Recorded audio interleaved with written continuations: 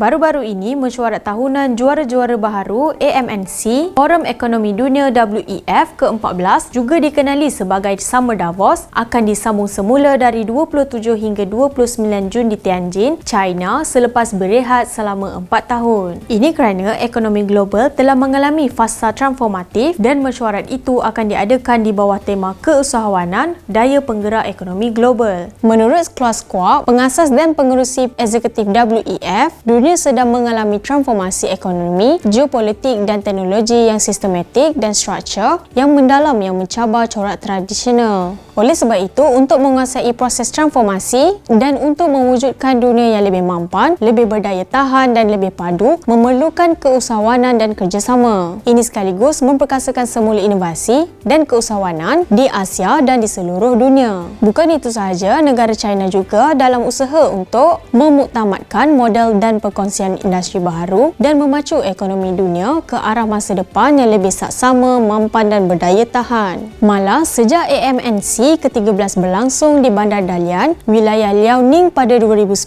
4 tahun lalu telah menyaksikan cabaran yang ketara seperti krisis kesihatan global, inflasi dan kemelesetan ekonomi, decoupling serta krisis makanan dan tenaga. Selain itu, dalam kenyataan yang sama juga, China sebagai ekonomi kedua terbesar di dunia memainkan peranan penting dan amat diperlukan dalam banyak bidang termasuk politik global, ekonomi, perubahan iklim dan inovasi teknologi. Oleh itu, sebarang tindakan yang diambil oleh China akan mempunyai pengaruh yang meluas dan dijangka meningkatkan harapan dan keyakinan pasaran, menyumbang kepada kira-kira 1/3 daripada pertumbuhan ekonomi global pada 2023. Terdahulu, negara China telah menjadi negara terawal yang berjaya mengatasi penularan wabak COVID-19 berbanding negara-negara membangun yang lain. Ini juga sekaligus membuktikan kepimpinan China sememangnya lebih berkesan dan mampu mendatangkan kejayaan yang lebih besar kepada dunia. Semoga negara China akan terus berkembang dan menjadi sebuah negara yang disegani di mata dunia.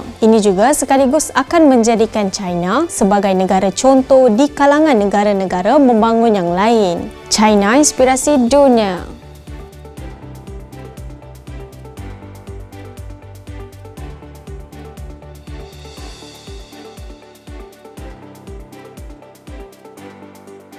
Channel China Kini ini akan memaparkan info-info berkaitan pembangunan, ekonomi, sukan,